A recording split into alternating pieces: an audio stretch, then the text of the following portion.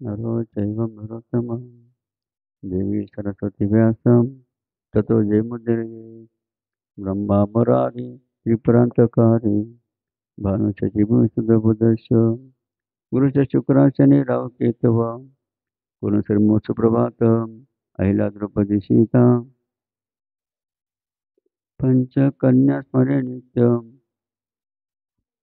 अश्वत्थामा बलिव्यास कृपा परशुरामाचे सप्रेता चिरंजीवेना नमो देवै महादेवै नमः प्रभद्राय नित्यामृता स्वतां मनोज मारुतुल्य वेगम् इन्द्रियं बुद्धिमतावृष्टं मनोज मारुतुल्य वेगम् इन्द्रियं बुद्धिमतावृष्टं मनोज मारुतुल्य वेगम् इन्द्रियं बुद्धिमतावृष्टं मनोजैव मारुतुल्य वेगम् इन्द्रियं बुद्धिमतावृष्टं वातात्मजं वानरमुख्यं श्रीरामदूतं शरणं प्रपद्ये गुरुब्रह्मा गुरुविष्णु गुरुदेवो महेश्वरा साक्षात् परब्रह्म तस्मै श्री गुरुवे नमः गुरुब्रह्मा गुरुविष्णु गुरुदेवो जनेश्वरा साक्षात् गुणाधीशं तस्मै श्री जनार्दनाय नमः तस्मै श्री शान्तिगिरिय नमो नमः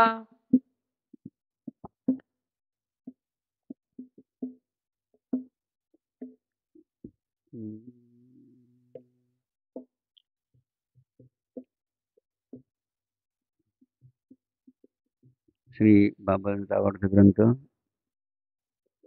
श्री सार्थकनाथ भागवत याच्या भागवत करत असताना प्रथमतः ओम जगद्गुरु निष्काम करून शिवगी जनार्दन बाबाजी त्यांच्या पवित्र चरणी शास्त्रांत धन्यवाद सिद्धेश्वर सिद्धेश्वर लक्ष्मीनाथ कैलासपती महादेव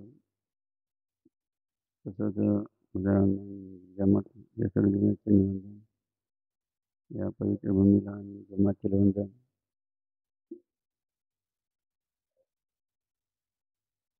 त्याचप्रमाणे नित्यनेमिती जी अत्यंत महत्वाची प्रत्येक जीवासाठी वाटते याच्या नित्यनेमितीसाठी बद्ध असलेले श्री स्वामी लक्ष्मीजी महाराज स्वामी योगेंद्र महाराज ब्रह्मश्री रमण महाराज ब्रह्मश्री ब्रह्मानंद ब्रह्मानंद कोण रवींद्र या सर्व ब्रह्मचारी साधक बसते असलेले सेवेकऱ्यामध्ये आश्रमी सेवेकरी आणि समजा जे आपले निगोटी भाऊ एक्झाम गोडाऊन अजून कोण आहे सुभाषराव संदीप भाऊ आणि सर्व सेवक तसंच उपसर्व माता भगिनी सर्व गुरुची विद्यार्थी या सर्व पुण्यवंत बघा तर भाग्यवंत जोवर हात करून टाळीवर अभिनंदन करायचे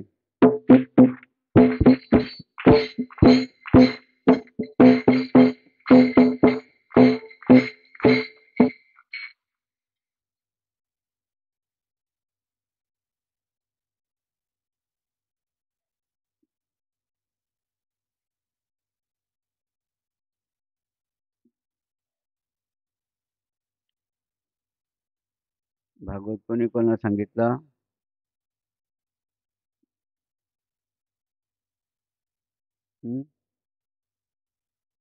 भागवत कोणी कोणाला सांगितलं वरती वरती बोट करायचं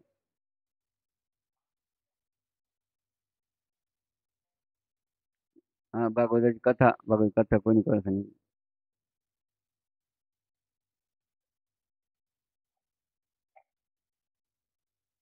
कोण सांगत त्यानं उभं करा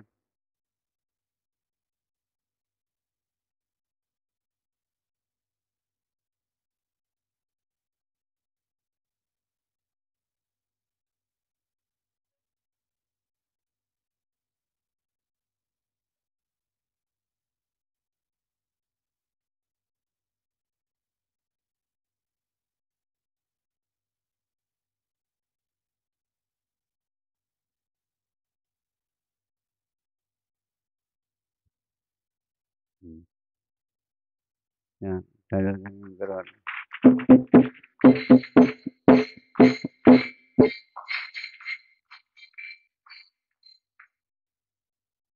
बाकीचे काय माहिती आहे का? त्यांना उपमा देणार नाही सकाळी-सकाळी. नुसते बसले बाकीचे. किती वेळा भागवत कोणी सांगितलं? अशा बाबतीमध्ये बघा ज्यांचे द्रव्याकडे म्हणजे जे पैशाकडे, धनाकडे लक्ष असतं ना बघा, त्यांना अभक्त म्हणतात अभक्त.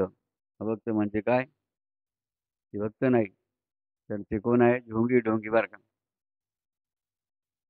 व त्यांची भक्ती म्हणजे द्रव्यासाठी नाटक आहे नाटक काय? त्यांची भक्ती म्हणजे द्रव्यासाठी नाटक. ढोंगीपणा असतो. भक्तीचाही विरोध असतो. त्या विरोधी भक्तीचे वर्णन करतो ते लक्षपूर्वक ऐका बरं का. ज्या भक्तीमध्ये काय वाचा आणि मनाने कर्म करून ती मला अर्पण केली जात नाही बरं का. भक्त कर्म करता पण देवाला अर्पण करीत नाही. ती केवळ पोट भरण्यासाठी केलेली दांभिक भक्ती आहे बरं का. जो माझी भक्ती गौण समजतो आणि द्रव्याची इच्छा करतो ते भक्ती विरुद्ध असणारे मुख्य लक्षण आहे बघा. कशाचे? जो भक्तीला गौण समजतो आणि पैशाला प्राधान्य देतो बरं का लक्षात घ्या. धनाला. त्याची भक्ती कशी आहे? हां. बघा काही बघा जो स्वतःचे धन खर्च न करता केवळ कोरडी भक्ती करतो बरं का आणि मला फसवण्याची इच्छा करतो त्याचे ते विरुद्ध लक्षण आहे बरं का. यालाच विरुद्धत्व म्हणतात. मनात दुष्ट वासना असणारा मनुष्य असे समजतो की ज्या अर्थी तो भगवंताची भक्ती करतो त्या अर्थी त्याला कोणताही दोष लागणार नाही. पण अशा वासनेने तो दुष्ट मनुष्य विषयभोगात आसक्त होतो तो अभक्त आहे बरं का. जो आपल्या देह सुखासाठी काय करतो? धडपड करतो तो अभक्त होय. जे श्राद्ध करतात पण मला अर्पण करत नाहीत त्यांची श्राद्ध कल्पनाच चुकीची असते.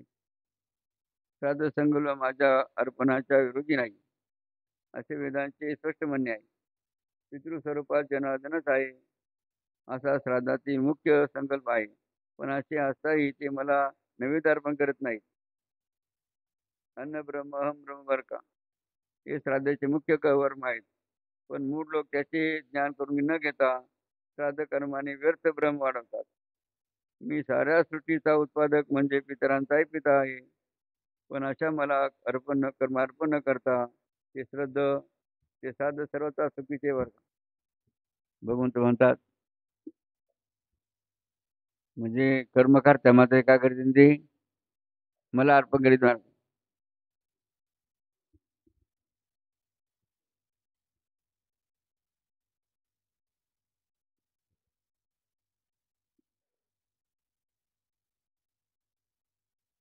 म्हणजे मला अर्पण केलेलं कर्म अभक्तपणाच निर्माण करते. असो धर्माच्या विरुद्ध अनेक लक्षणे आहेत बरं का. त्याने अनिवार्य दुःख प्राप्त होते. उत्तम भक्त नेहमी अन्न पान आदी सर्व कर्मे मला सहजपणे अर्पण करतात. त्यांना प्रत्येक वेळी वेगळा संकल्प करावा लागत नाही. ध्रुवासारखी माझ्यावर अढळ भक्ती असावी, चांचल्य नसावे. हे उद्धवा अर्थ जिज्ञासा आणि अर्थात या तिन्ही प्रकारच्या भक्तांना प्राप्त न होणारी ही चौथी भक्ती केवळ प्रेमाने मला प्राप्त होते. अर्थ भक्त संसारातील क्लेश नाहीसे व्हावे या इच्छेने भक्ती करतात. अर्थ म्हणजे काहीतरी इच्छा ठेवून. जिज्ञासू माझे ज्ञान प्राप्त व्हावे म्हणून भक्ती करतात. आणि अर्थात म्हणजे मला पुष्कळ धन मिळालं पाहिजे यासाठी भक्ती करतात बरं का. अर्थ जिज्ञासूने अर्थात असे अनेक प्रकार भक्तीचे आहेत. अशा रीतीनं जास्त नाही घेत बरं का. तर त्यांना पचत नाही घ्यायची दिवस म्हणून या ठिकाणी आपण फक्त आजचा सारांश काय आहे? जेही आपण केलं ना पाप पुण्य ते देवाला करून अर्पण करायचं. खरी भक्तीचे लक्षण आहेत की देवाला अर्पण म्हणून सर्व कर्म सर्व कर्म समर्पण हे एक भक्तीचे लक्षण आहे. भक्तीचे सहा अंगामध्ये पहिलं लक्षण काय आहे? प्रणिपात म्हणजे नमस्कार. दुसरं स्तुती. तिसरं बघा, सर्व कर्म समर्पण. चौथं उपासना. उपासना म्हणजे काय? तुम्ही नाही का 5-6 दर्शन करता. सूर्याचं दर्शन, भूमदर्शन, गायीचं दर्शन घे. उपासना. पुढे चरणांचे चरणाचे स्मरण. आणि पुढे म्हणजे कोणाची कथा ऐकायची? देवाची बाब्यार.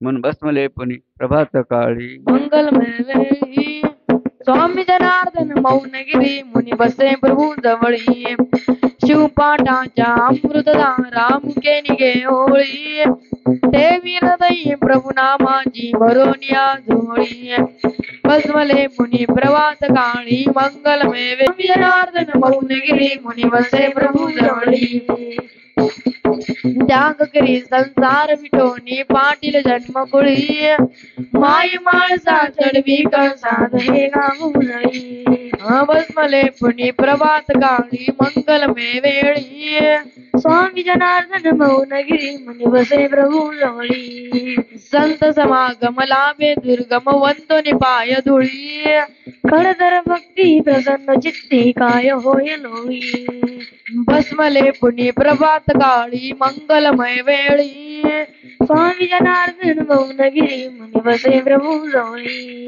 ज्ञान भक्तीच्या काढून शाळा भक्ती मार्ग उजळी तीन बालके बसते ग्रहात धन्यवाद उदळी भस्मले पुनी प्रभात काळी मंगलमय वेळी स्वामी जनार्दन मौनगिरी मुनी बसे प्रभू जवळी किती बांधली शिवालये प्रभू स्थापून या देवळी कैलासाचा नाना दैवत हृदय चंद्रमोळी भस्मले पुनी प्रभात काळी मंगलमय वेळी स्वामी जनार्दन मौनगिरी मुनी बसे प्रभू जवळी विन प्रभावे अर्पिर्भा कर काव्य पुष्पाकळी दिसे मंदिरी स्वामी जनार्दन नाद ब्रह्मडोली भस्मले पुनी प्रभात काळी मंगलमय वेळी स्वामी जनार्दन मौनगिरी मुनी बसे प्रभू जवळी भाव जनार्दन मौनगिरी मुनी बसे प्रभू जवळी